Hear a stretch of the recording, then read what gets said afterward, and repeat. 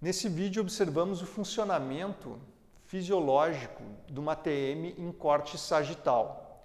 Então percebemos o côndilo, a fossa articular e a eminência articular e aqui a fibrocartilagem, que é o disco articular.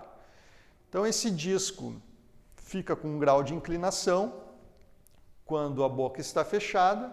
À medida que a boca abre, como aqui nós percebemos, ele toma uma posição horizontalizada. Então, o final da abertura e o início da abertura, ocorrendo o movimento de rotação na fase inicial e translação na fase final da abertura.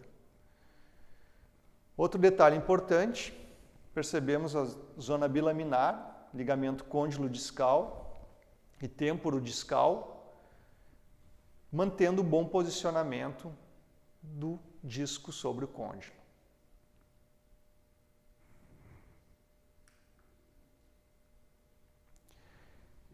Nesse segundo vídeo, percebemos algo errado. Vejam que quando abre a boca, esse disco se move de uma maneira abrupta. Quando fecha a boca, da mesma forma. Então, isso é um deslocamento de disco com redução. Tá? O disco se encontra numa posição mais anteriorizada e o côndilo, à medida que vai transladando, passa pelo disco e esse disco se reposiciona sobre o côndilo. Por isso chamado luxação côndilo-discal com redução. O disco se reduz sobre o côndilo. Porém, nós percebemos que como esse disco está mais anteriorizado, a zona bilaminar recobre mais o côndilo. Isso não é interessante em termos de funcionamento articular, porque pode-se ter uma sobrecarga e, com isso, desenvolvimento de dor. Nesse terceiro vídeo, observamos uma luxação côndilo-discal sem redução.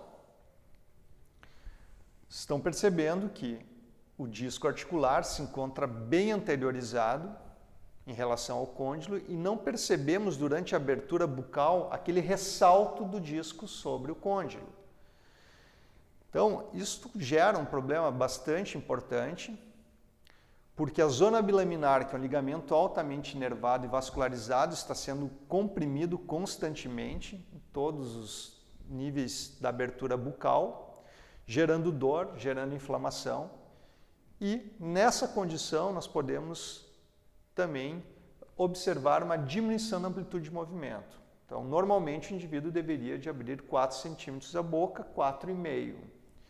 Porém, aqui pode estar com uma abertura reduzida de 3 centímetros ou menos. Durante essa abertura bucal de um paciente, percebemos um desvio mandibular para a direita. Isso nós chamamos de deflexão.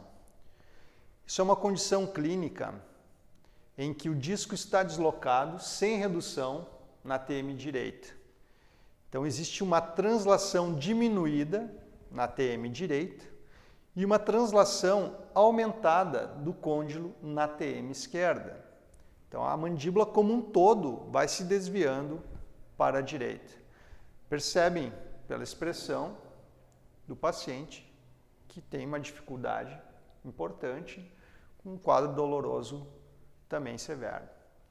Então nessas condições clínicas a intervenção tem que ser o mais precoce possível.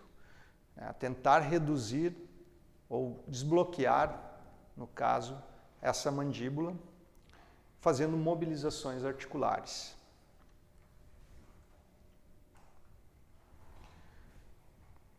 Em relação à fisiopatologia, o processo progressivo degenerativo, que evolui de um quadro inflamatório inicial até um desgaste maior da articulação temporomandibular, é descrita nessa sequência de imagens.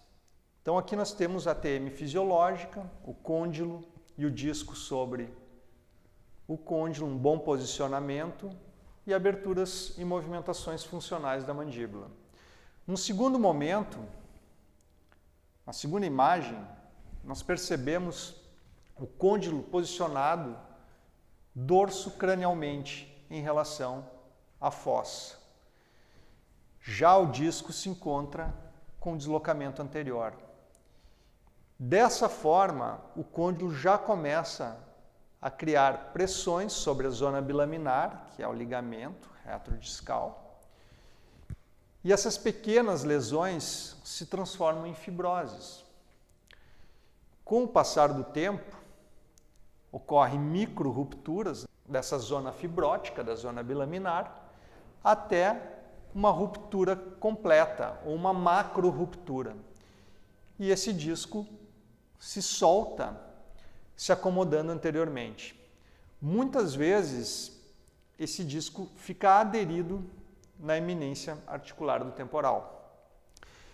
Com isso, não temos mais o fator de proteção, que é a fibrocartilagem entre os dois ossos, que é o côndilo e o temporal, e ocorre um remodelamento ósseo. Nessa fase, já vemos a evolução de um osteófito anterior, aqui já um remodelamento importante com erosões e a formação de um osteófito anterior bem grande e o remodelamento da zona superior, no caso a fossa e a eminência do temporal. Então, numa condição normal, a fossa e a eminência têm um formato de um S. Aqui nós percebemos já um aplanamento com as erosões.